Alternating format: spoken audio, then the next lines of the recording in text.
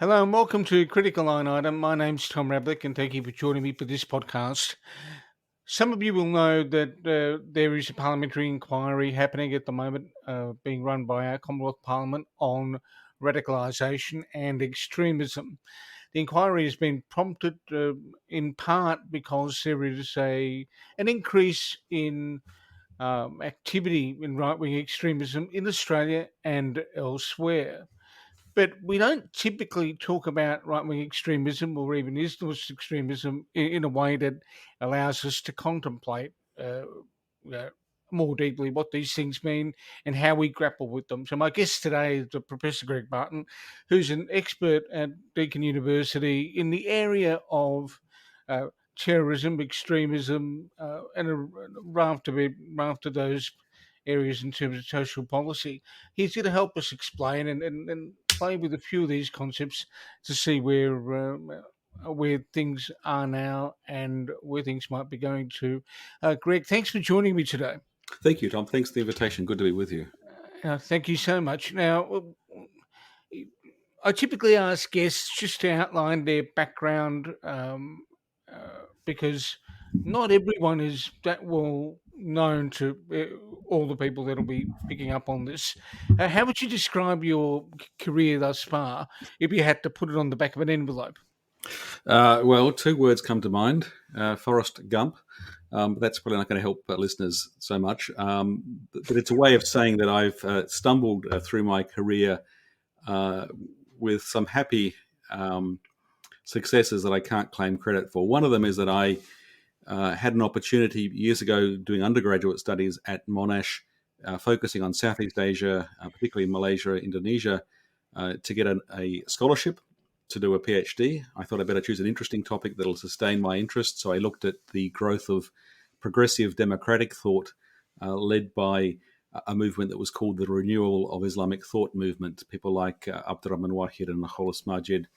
And that led to a happy PhD project. I didn't think it would lead to a career, but I was right that I needed to choose a topic that would keep my interest up.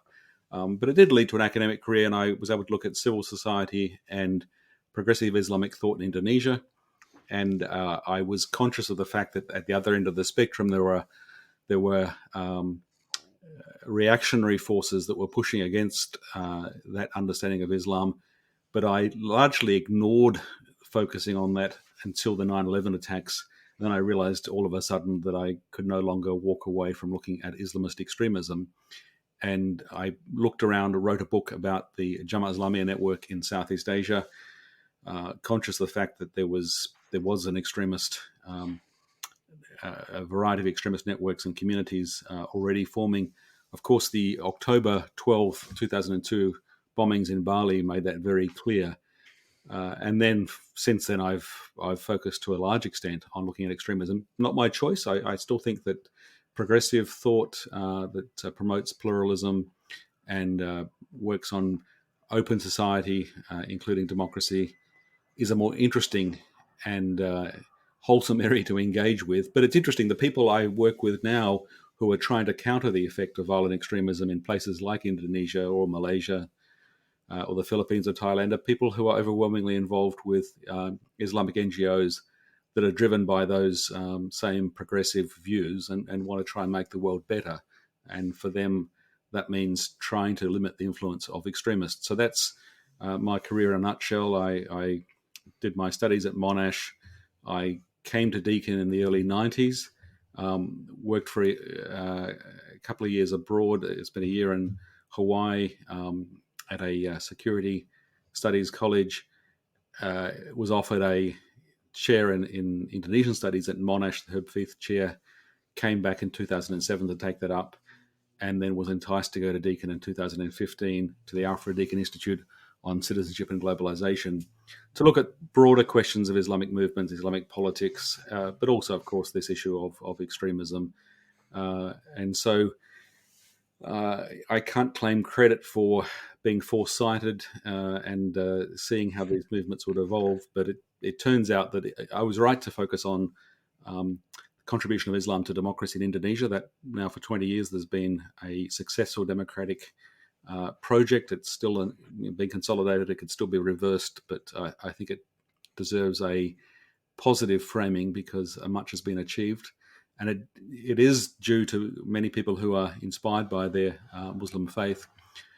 And of course, unfortunately, the last 20 years haven't seen us really comprehensively dealing with the problems of Islamist-inspired violent extremism in the ways that we imagine. One thing is pretty clear now, Tom, 20 years on, is that military responses can help in some contexts. Sometimes they're necessary, but they're not a solution, and often they make things worse.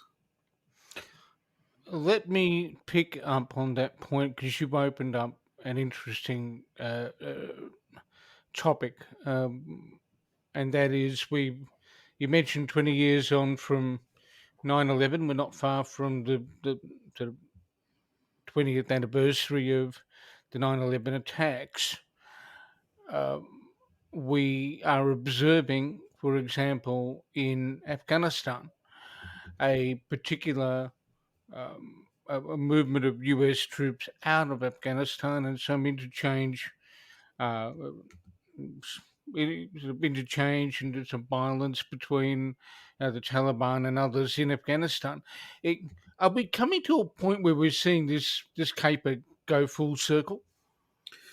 Well, I think what we've seen is that the so-called global war on terror, not a title that people are comfortable using nowadays for good reasons, but it came out of, in some ways, an understandable response from the administration of George W. Bush after the 9/11 attacks. That sense that we could solve this problem by going to war on terrorism hasn't worked any more successfully with terrorism than it has with the war on drugs. In other words, it's a complete failure, and it produces lots of perverse outcomes. There has been success in the last 2 decades with counterterrorism in stopping groups like Al Qaeda carrying out audacious attacks of the sort that they did in 2001, or indeed in the decade that followed. Including in Madrid, in London. But since, for example, the so-called 7/7 attacks in London on the subway and bus, we haven't seen those sort of large-scale Al-Qaeda-inspired attacks because intelligence has got much better, police have got much better working with communities, and they've been able to basically shut down ambitious plots before they go into action. There's been some sad exceptions to that, and of course, Islamic State managed to reverse that trend quite considerably when they were at the height of their powers. But I mention that by way of saying that it's not all a question of failure, but the side of counterterrorism globally, loosely described as the global war on terror, that has least well worked has been using massive military coalitions to fight insurgents in a way that, to be fair, has succeeded in stopping Islamic State from maintaining their physical caliphate, but hasn't made that insurgency go away and has fared even worse, arguably, against Al-Qaeda. That response to 9/11 in Afghanistan was perhaps the most understandable response. The attack had been launched from Al-Qaeda leadership in Afghanistan with the support of their Taliban hosts. I mean, we have to say that they were able to have a safe operating haven. So to go in there and use military force to chase down that Al-Qaeda leadership sort of made sense, although there was never any end goal framed. So as a military mission, it was doomed to high levels of failure precisely because of the inability to articulate what it was that the goal was and what the end state was. The invasion of Iraq in 2003, I think, is widely accepted as being a mistake in conception, in focus, and in execution, and has certainly produced lots of perverse outcomes. It saw the creation of Al-Qaeda in Iraq, which became ISIS, Islamic State. And of course, eventually that Islamic State caliphate was wound up on the ground. But that insurgency is still very strong in northern Iraq and Syria, and is now metastasized into Africa and other parts of Asia, including Afghanistan. And perhaps the most frightening immediate prospect is that this year, 2021, we're going to see the collapse of a somewhat deeply flawed democratic government in Kabul, in Afghanistan, and the rise again of the Taliban. And then not very deep into the shadows, offstage, Al-Qaeda able to exploit that situation, leaving Al-Qaeda stronger 20 years on than they were at the time of the 9/11 attacks. It's interesting when you reflect on 2 decades of US policy uh, in sort of the Middle East, and you think about the attacks on Afghanistan that were mounted by the US not long after 9/11. Uh, you then look at the literal sort of invasion of Iraq, and then uh, the the, um, the mistake, the erroneous manner in which the US then decided to dismantle the military, which provided recruits for um, Abu Musab al-Zarqawi, who was the head of the Al Qaeda in Iraq at the time. I mean, it was a really bizarre decision. Yeah, it was a bizarre decision, but it was the product of a series of mistakes that were predetermined or set up for failure by a certain closed-mindedness and a certain arrogance. We, went into Iraq on false grounds. We couldn't articulate exactly what we're going to do. The sort of the basic argument was that regime change would remove an ugly dictatorship in the form of the Saddam Hussein regime, and that would somehow lessen the risk of weapons of mass destruction being used, and given that was never really demonstrated, and so that argument was fairly quickly put aside. The weapons of mass destruction part of the justification couldn't be made. The second part of the justification was that this would remove the chance for Al-Qaeda to put down roots in Iraq. And of course, removing Saddam Hussein had the reverse effect. It actually opened up an opportunity space for Al-Qaeda in the form of Musab al-Zarqawi's Al-Qaeda in Iraq group that became ISIS. And it was partly because of a failure to think about the nature of the Iraqi state and Iraqi society, to recognize that it was a Shia majority society ruled by a Sunni elite, that the Ba'athist regime had managed to basically pick up almost all educated professionals and technocrats, overwhelmingly Sunni, but also Shia, and that whilst it was an instrument of Saddam Hussein to then turn around and say we're going to get rid of the Ba'ath regime and the Ba'ath organization, and we're going to do the same thing with the military because it's a Ba'athist project, played into dynamics which led to the Sunni minority community feeling like they were under threat and that they had no choice but to side with the insurgents because the insurgents were Sunni insurgents. Then we obviously know what happened with the Islamic State being formed. Al-Zarqawi, was killed in a bombing raid in 2006, and then over time the leadership changed. Abu Bakr al-Baghdadi became the leader of ISIS, later declaring himself to be the caliph in 2014. But then turning ISIS into a permanent ground target, because it was much easier to fight a group that had claimed territory than insurgents popping up left, right, and centre, wasn't it? Yeah, but therein lies the problem. I mean, no doubt the caliphate had to be fought. It was a brutal, horrible project, and it had to be the ending of that physical caliphate, that quasi-state, was important. But, we are constantly in this frame, beginning with the framing of global war on terror, of thinking about a military instrument, as it were, a hammer, to deal with the problem being defined by the instrument we're holding. So, as the adage goes, to the man with the hammer in his hand, everything is like a nail. And we thought that military solutions are what we needed to focus on. That worked with the air campaign, aided by courageous work on the ground, including by the Syrian Kurds in the northern third of Syria. It worked in terms of destroying that physical caliphate, but it wasn't addressing the problems that led to the emergence of the insurgency and the caliphate.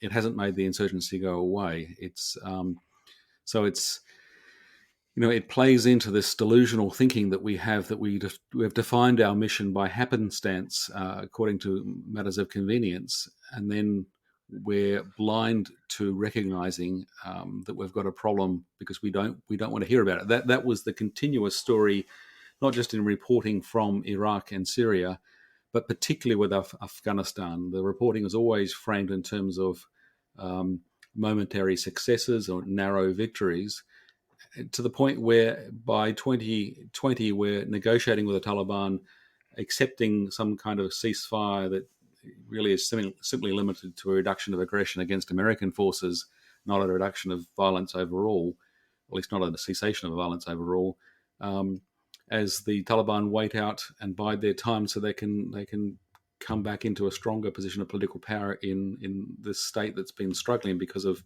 decades of war that we've contributed to, and yet not see it. Just sort of willful blindness because we want to see success. We don't want to see failure. We don't want to acknowledge what we've achieved, what we haven't achieved, the unintended consequences. And we're going to have to deal with the problems we've made, but we're trying to walk away from them, and by closing our eyes and putting our fingers in our ears. One of the conversations I had a while ago with a family member about, you know, whether it be conflict in the Middle East or wars in history like Vietnam, and one of the observations I made, and I might want to test this with you now, and that is, if you have no connection to the land, if you have no connection to the space that you're on as a force, um, y- you're unlikely to be fighting for it. You don't have any passion for it. You're just there to do a job. Whereas somebody like a uh, person who is like, I guess, an insurgent or uh, a, a long-term citizen of a country like Afghanistan involved in a conflict has got a lot more to fight for. Am I correct in making that observation? Yeah, look, I think it's a correct observation, but it's only partially correct, Tom. And what I mean is this: I think we shouldn't downplay the fact that there's been tremendous sacrifice and suffering from many people. I mean, we can talk about Afghanistan, with Iraq and Syria, but let's talk about Afghanistan for the moment. The biggest suffering has come from the people of Afghanistan, no question. But the servicemen and women who were sent to Afghanistan from the international coalition, and particularly the local Iraqi um, uh, security forces, but also police officers and contractors. There's been a lot of people many people who have given their life or have been injured for life, who gave their all on that mission. There's not a lack of passion, a lot of lack of dedication. So it's not because it wasn't their land. They did their best. The failure that I'm describing is not a lack of passion on their part. It's a lack of clear framing of an end goal and working towards it with clear strategy. That's the real failure, classic sort of failure of military strategy, the absence of it. And it is true on the other side that the calculation from the Taliban and other such insurgent groups is always, if we wait things out, the foreigners will go home, they'll get tired. And the societies that sent them will get tired of spending the money, they'll get tired of the human toll, and they'll want to end the war. No one wants an endless war. They'll go home. And so we just have to wait them out. Now, it would be wrong to say that to slip into some sort of simplistic description of saying who values life more. It's not that Afghans don't value life. It's just that they were prepared, the Taliban was prepared to deal with heavy losses and to wait things out, knowing that would win the day for them. And the foreign forces, who are occupying forces, for all of their passion and dedication and sacrifice, couldn't sustain that indefinitely. Now, Yeah. an occupying force can make sense if you have a very clear goal of what you're achieving and you work with local partners, but we failed to really complete that picture. I think if we can move from the global perspective, which we've touched on, to something more domestic, the the groups that we've spoken about, ISIS and Al Qaeda, have had some influence in Australia. Unfortunately, that influence hasn't manifested itself in a huge number of instances of extreme political violence. How would you assess the current state of play domestically in terms of people that are influenced by an Islamist ideology, irrespective of the organizational group? I think the thing to recognize, Tom, is that these ideologies, it's basically one singular ideology, different competing manifestations of it. But the central narrative is fairly consistent. It's resilient, and despite what we may think of it, it's attractive. It's a complete package. It offers a way to explain personal suffering, or at least personal angst, in terms of you being a victim of a global conspiracy that's against you, it's against your faith, and then offering a solution, and also offering the sense of belonging and membership that comes from joining a group, one of the band of brothers. People generally are not enticed to join a terrorist organization.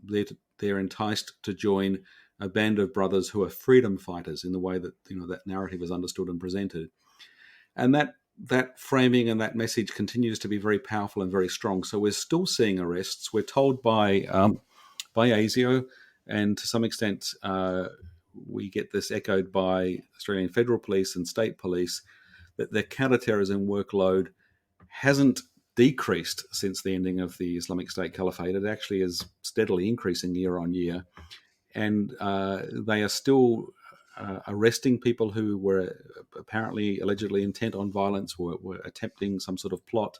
They're mostly successful in interrupting those plots. And this is not just an Australian story, by the way. It's repeated around the world, but in our region, in Indonesia, in Malaysia, counterterrorism police are doing really good work in interrupting plots before they come to fruition, thankfillly. But it shows you that we're dealing with a resilient threat. And despite our wishful thinking, I'm thinking, for example, of Prime Minister Julia Gillard a decade ago, saying, I think in a very sincere fashion, that we need to move beyond the decade of 9/11 and move forward. Now, I can understand what she was saying, but as it turned out, it was dead wrong. Of course, to be fair, we didn't anticipate the emergence of ISIS and all that was to follow. But it shows you this problem that we would like to think we've worked hard on something, we've solved the problem, we can move on now, it's gone. But this message is still attractive, the groups are still resilient, and there's no end in sight to that dynamic, even though we've got it under control. We shouldn't frame it as being the biggest threat we're facing. It's certainly not, but it's not a threat that's going away. You've mentioned several characteristics of groups that sit on an extreme uh, part of the political ideological continuum. Bands of people joining up for a cause, a band of brothers having joint grievances against the world. If we replace the word Islamist with neo-Nazi or kind of white supremacist or sovereign citizen, it starts to look pretty much the same, doesn't it? But it's a different set of ideology. Yeah, there's very strong parallels, both at the individual sort of psychology level in terms of what attracts an individual, and at the sociological level of the movements, and what's the attractive narrative of those movements. In most respects, if you can use a crude metaphor, that the DNA is 95% the same. The 5% difference is important, as we know with DNA in the real world. But the differences are less to do with the attraction and the way in which individuals are recruited and radicalized, and less to do with the central narrative, which is one about being a victim of a vast conspiracy and the need to fight back and have a revolutionary change.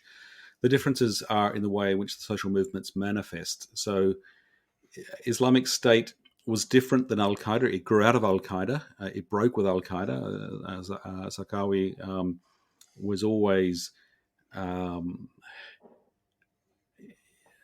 the edge of Al-Qaeda. He was welcomed for his success on the ground in Iraq, but not for his methods. And then Of course, with the setting up of Jabhat al-Nusra, there was a break between the Jabhat al-Nusra al-Qaeda Syrian operation and what became Islamic State.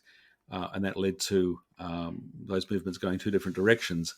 Islamic State innovated in being less fussy about how it recruited, less fussy about how it did the filtering and the admission, whereas Al-Qaeda, you had to go through a very careful filtering process before you were admitted, and then lots of indoctrination and training, a much more tedious process. People who went to the Al-Qaeda camps in Afghanistan will report back that there's lots and lots of sort of religious studies and not much fun and action from their point of view. Islamic State instead said, we saw this with the Lint Cafe of December 2014, if you do something in our name, we'll make you a martyr. And they rewarded the gunman behind the Lint Cafe siege by, in Deakin magazine, declaring him a martyr, just as they did for the young Afghan man in Melbourne who, in September, attacked police officers. So there was that shift, but the shift is even more dramatic with the so-called neo-Nazi or far-right movement, where there is this element of viral marketing, do something in our name, but whereas Islamic State still had this concept of swearing an oath of allegiance, a bayat, to Abu Bakr al-Baghdadi as the caliph, of making a singular commitment. You didn't have to go through a membership process, but you still had to commit to that one organization. With far-right extremism, we're dealing with a virtual smorgasbord. So the gunman, the terrorist behind the Christchurch attack in March 2019, dabbled with known groups in Australia. He praised Blair Cottrell and the United Patriots Front, but he didn't act in their name. He wasn't a signed-up member. He was live streaming his attack to supporters around the world. He was very conscious of a virtual community. He wanted to read his manifesto that he posted. He wanted to watch his live stream video, and he narcissistically depended on their praise, which he's got in spades. But it wasn't sort of a line-managed operation. He was really the classic lone actor. Islamic State's made a lot of use of lone actor attacks, but those lone actors have generally been lined up pretty well with loyalty to Islamic State and to the Caliph. With attacks like the Christchurch attack, it was just one man picking and choosing from a grab bag of far-right ideas, a different mixture than other people choose. Some might choose eco-fascism elements, always some white supremacist elements, of course, and always this theme of a great replacement of foreigners pushing us out. But they do it as individuals with their own agency, and they don't have to answer to any discipline as long as they get an impressive score of bodies that they can boast about. Then they're praised as being noble warriors. But it's the ultimate sort of narcissistic loner trip, and the ultimate zero to hero trip, something that Islamic State understood, but which in right-wing extremist movements is even more diffuse and harder to predict. It's substantially different in the way it works at the social movement level. It's rather interesting when we talk about lone actors, and some people use the term lone wolves. There's some academic thought around the place about the notion of a lone wolf, someone who is a pure solo operative, not being completely accurate, because even someone who's a lone actor, like the individual that committed the terrorist activity in Christchurch, you contact people who have got similar views. You're exchanging ideas. You're seeking some kind of approval or some kind of validation from others.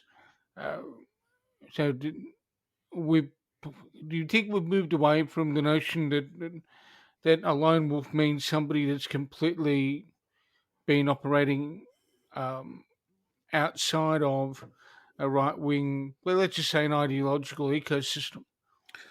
Look, the way I'd explain it is this way, Tom. To different people have the different framings, but I don't Yeah. I don't like the term lone wolf, not because it doesn't have historical legitimacy. It's precisely because it does. The first wave of modern terrorism came at the end of the 19th century with anarchist movements. And they were movements. I mean, anarchists, here's the sort of Monty Python kind of irony about it. You had individuals acting as singular agents or small groups, pushing back against the idea of authority, but they were conscious of belonging to a broader movement. And so we had a series of anarchist attacks and assassinations, including the assassination of Duke Ferdinand that led to the outbreak of the First World War. So very consequential. They like to use the language of lone wolf because it portrays them as being some sort of noble warrior figure. And the more recent lone actor attackers would like that same phraseology. So the reason I don't mention the names of individuals or call them lone wolves is that I don't want to play into their hands in giving them attention or glorifying them. But when you say lone actor, we're talking about somebody, or maybe sometimes it's a couple of people, but not a large network in terms of the execution of something, and generally speaking, not a large network in terms of the conception and planning. It's one individual or perhaps a few with no warning to others going ahead and doing something. But almost invariably, they see themselves as members of a community, albeit a virtual community. So the 2011 terrorist in Oslo and Utøya, who has in some ways been the modern template of lone actor attacks, saw themselves as part of a community. There was a failure probably to prosecute and investigate properly after the Oklahoma City bombing, because although 2 men were charged, there was a larger community involved, and there was a failure to reckon with that. I can't think of any lone actor attacks where it doesn't appear to be the case that the actor felt that they were part of a larger group. So whether it's the Pulse nightclub attack in Orlando, Florida, or the Bastille Day attack in Nice, France in 2016, and there's been many others, in those cases they align themselves with Islamic State.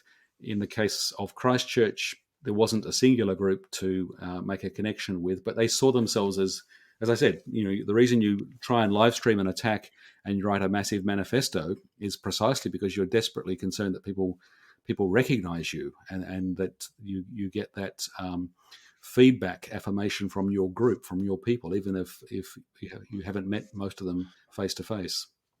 I think it may be worthwhile mentioning to listeners that there are publications put out by groups like the Simon Wiesenthal Center, based in the US, that do consider the way in which certain groups, certain extremist groups, deal with um, the narrative surrounding those that commit certain acts. I know there's certainly one on far right extremism that people can look at if they wish to explore it further.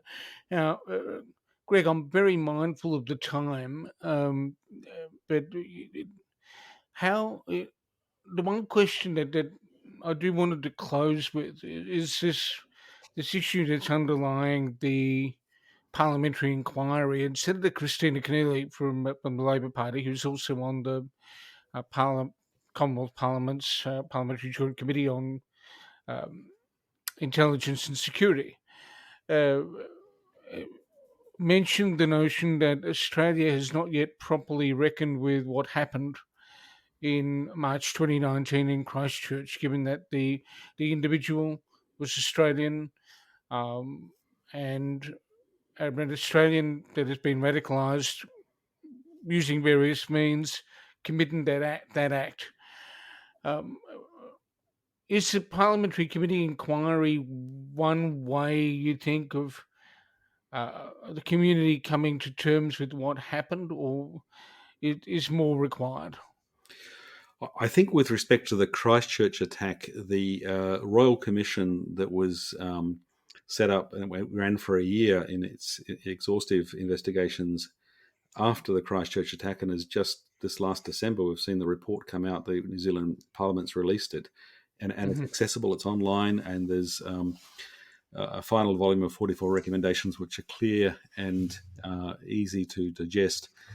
I think that's been a very productive process in respect to Christchurch. I think that the Parliamentary Joint Committee on Intelligence and Security, which regularly invites submissions, is one of the better things that we do in Australia. I think it's good that there's that regular process. I think that they're genuinely open to taking on feedback. And it's interesting, in recent years, we've seen organisations like ASIO make submissions to that committee, which, of course, a lot of material has to be classified, but they've also gone to the trouble of making non-classified versions of their submissions so the whole public can look at those things and read and understand. I think that's a healthy thing. I think the more that we have that open discussion, the better. I do think there is a problem that you're getting, I think you're getting at, Tom, with respect to far-right extremism, that we're still in the phase of struggling with the fact that it's not them attacking us, it's us being the source of the attackers. I remember in Indonesia, after the October 12th, 2002 Bali bombings, there were many politicians and other figures who were saying it must be some nefarious external actors or maybe even rogue military elements, but it wouldn't be ordinary Indonesian Muslims doing this because it's just unimaginable. As it turned out, the perpetrators were chased down, arrested, confessed. We got a pretty clear picture of what was going on with Jamaat Islamiyah. And then people began to internalize, no, we've got a problem. It's a domestic problem. It's us. It's not our mainstream groups. It's not what most Muslims believe, but it has come out of Indonesian Muslims doing this thing. And the same way in Australia, I think we've got to face up to the fact that, there are some Australians who take part in the same conversations that go around about what's wrong with our country and what we need to do, who go beyond just expressing strong opinions and actually justify a violent response. And part of the reason we haven't named this as clearly as we ought to is because we're stuck in this blindness of recognizing that from our own community a problem has arisen and facing up to the problem that's come sort of right adjacent to us. And I think so. I think that hopefully will change in time. It's interesting, under the Trump administration, the Department of Homeland Security wasn't able to talk about right-wing extremism. It's now this year, under the Biden administration, begun to do so because professionals who work in this space have a very clear sense of what they're dealing with. That's why the Director General of ASIO has come out and spoken about Nazis in the suburb. He's spoken very directly, as his deputy, about the problem of hatred and the fact that we've got a far-right extremism that's homegrown, one that resonates with global movements, but it's homegrown. Our political leaders find it harder to face up to this, but I think as a society we've got to work together with them and say let's call things what they are and face up to the problems we have. Otherwise, we can't begin to deal with them if we can't name them.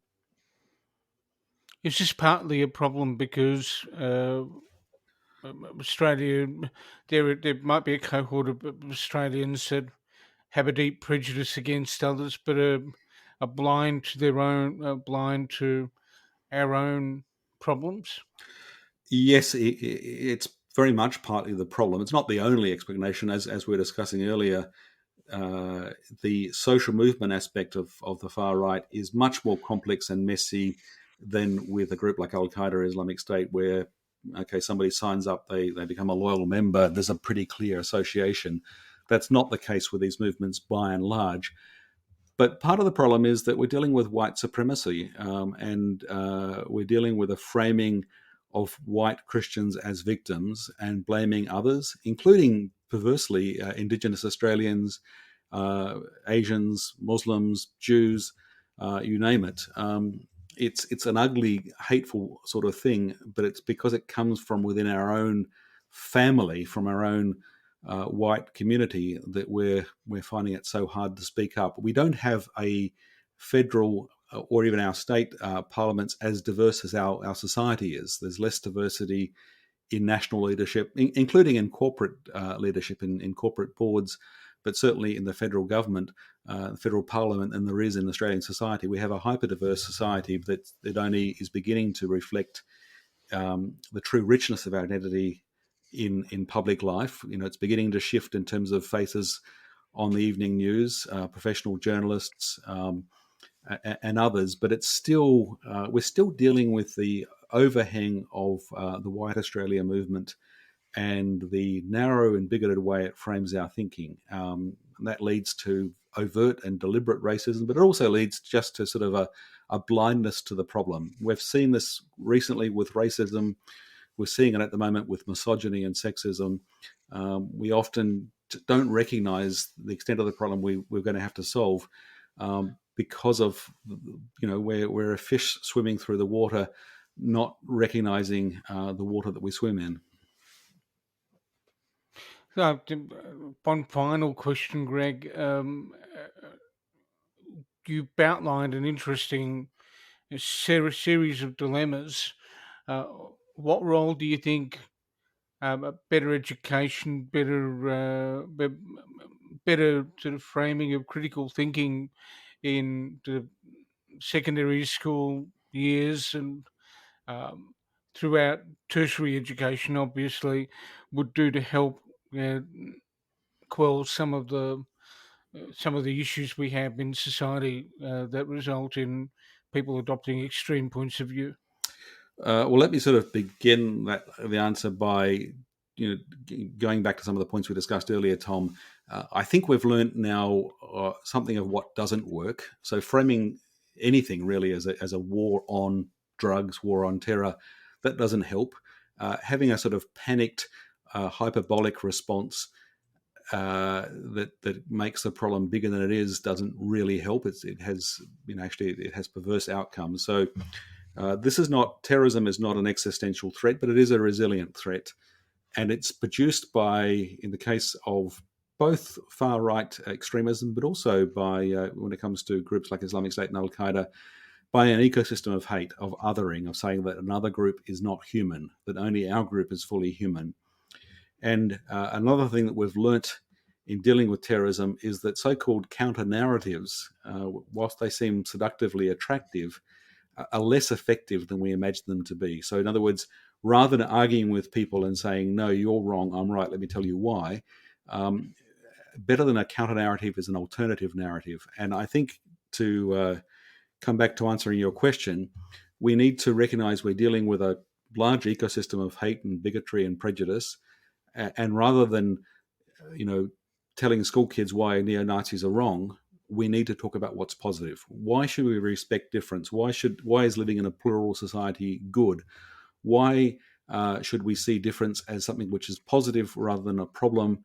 Why should we push back against any kind of exclusionary us and them framing, which dehumanizes others? If we do that in that very positive way, then we're contributing to a more healthy society. And that would involve, by the way, taking more attention on hate speech, incitement of hatred, hate crime, hate acts.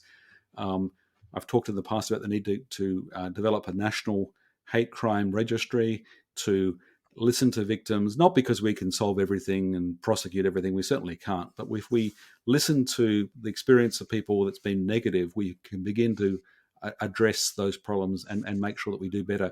We're seeing this at the moment in sporting public life, with football codes and other areas with respect to both racism and misogynistic sexism.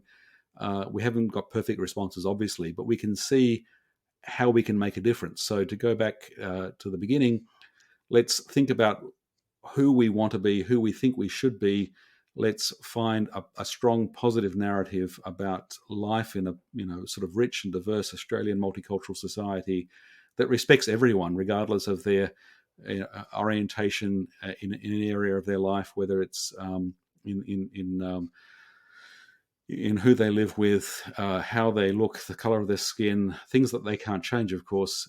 Let's, instead of just tolerating one another, let's actually celebrate each other, and let's respect and celebrate this diversity, and recognize that there are forces that are trying to make it a problem, and they pull people down, and they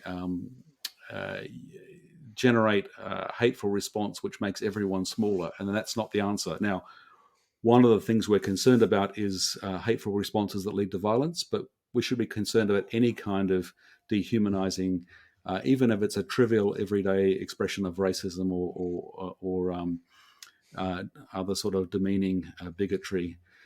We need to think about who we really want to be and point in that direction and make that part of what we focus their education around. And then if we do all of those things, we'll have a healthier society and we'll have less problem with violent extremism. Greg, I appreciate your time today. Before we close up, where can people see some of your research? Well, on this last point, I should point you to work that my colleagues are doing at the Alfred Deakin Institute. And a simple place to start, a good place to start, is a website that my colleague, Dr. Matteo Vigani, has put together called Tackling Hate. So one word, tacklingHate.org. So at tacklinghate.org, you can see a series of short interviews, essays, some data, some research projects, trying to make sense of the problem that we have in tackling hate in Australian society. This has come out of a centre that I'm involved with called the Centre for Resilient and Inclusive Societies, that has a large body of researchers at Deakin, but also at Victoria University, at Western Sydney University, at Queensland University, and other institutions. So one place to start is tacklinghate.org. Greg, look, thank you so much for your time today. We've covered an enormous amount of territory in around about 3/4 of an hour, I think now. So thank you for joining me. It's been a pleasure, Tom. Thanks very much. And thank you. And I look forward to talking to you again at some point in time. Thanks, Tom.